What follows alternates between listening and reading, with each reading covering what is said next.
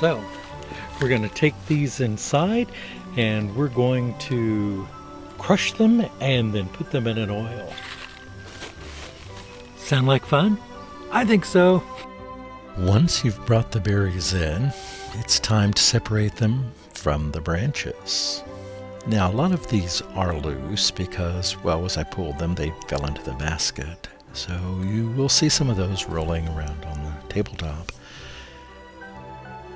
And this is a very slow, tedious, and relaxing activity. Probably done this a few dozen times, I don't know, quite a bit. But I love the smell, the coming off the branches and the berries. Now, I don't throw those branches away. Actually, those will be processed separately for use in soaps and lotions and creams and tinctures and various things. They're treated a bit differently than the berries themselves. Today, we're just dealing with the berries, which are not a true berry, by the way. Now, what I'm showing here is a new comb that I've never used in my hair. You couldn't even get a comb like that through my wire hair. This came free with some clippers, but it's great for combing the berries off the branches. So I'm just showing you a quick example. It's better if you have a large bowl because I'm doing this just over the pestle there. This isn't an ideal solution, but I just wanted to show you. It's just another way to get the berries off the branches. And especially when you have a very berry-laden branch, this is a very handy way to get them off. So sadly, we lost John McCain, a wonderful statesman from Arizona, and it's a very sad time. Anytime a strong voice is silenced, I think it's difficult for all of us. No matter what party you belong to, it's always sad. And to think about the pain the families are going through. Many of us have been there, and things like this just sort of bring it home. Hug those you love. Don't forget, if you care about someone, whether near or far away, let them know. It may be your only opportunity. And I'm not trying to be a bummer. I just always get a bit maudlin over things like this, and that thought came to mind. And while I don't know a lot of you personally, I've learned some personal things about each of you, and I do care about you. And over time, I'm sure that I will care more. Thanks, everyone.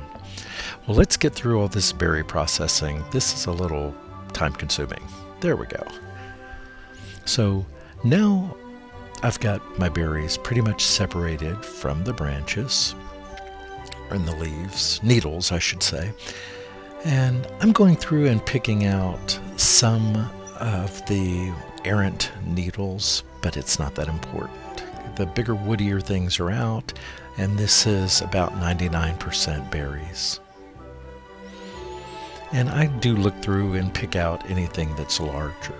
And then we could start crushing it. That's the fun part. I actually have a much larger mortar. I just put too many berries in this one. That's all it is.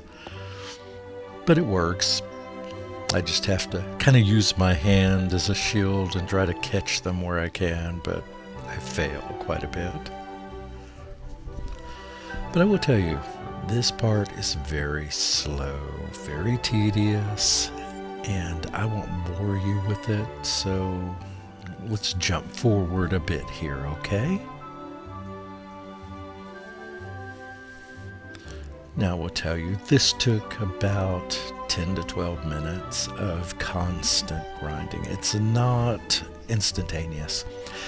Now, these don't have to be ground into oblivion. The whole purpose of this is to increase surface area, release those wonderful oils and other constituents so that when it's in the oil and that oil is heated, all of that goodness flows out into the oil.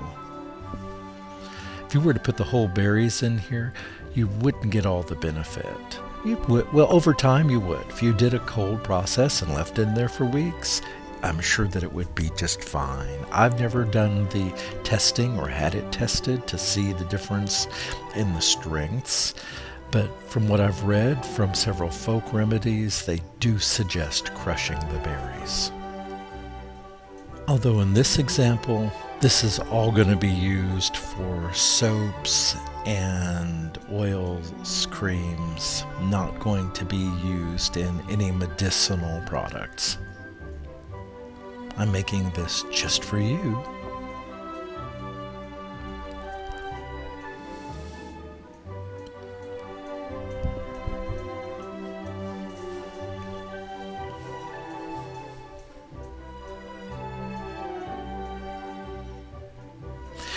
And for anyone that's concerned about this table, this table is thoroughly cleaned every day, disinfected, sometimes a couple times a day.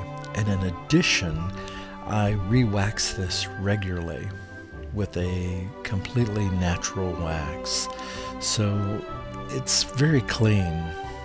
I can't prove that to you.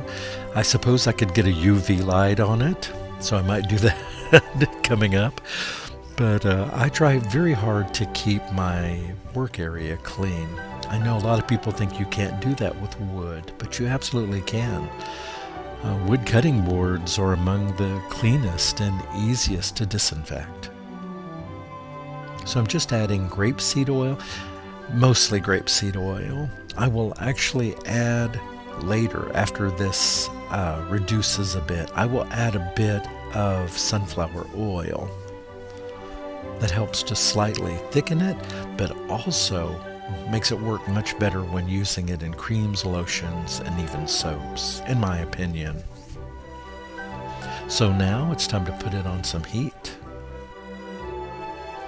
Now, what I do is I get the water up to a boil and then immediately turn it down to under 200. So I just get the water hot and then just let it sit there. And there's not much else that needs to be done. Now, I left this for about 6 hours. So now I have taken this off the heat, let it cool to room temperature, taken the lid off, and now going to filter it. And you'll see now that instead of that wonderful yellow color, it is now a beautiful green. And that's because of all the loveliness from those berries.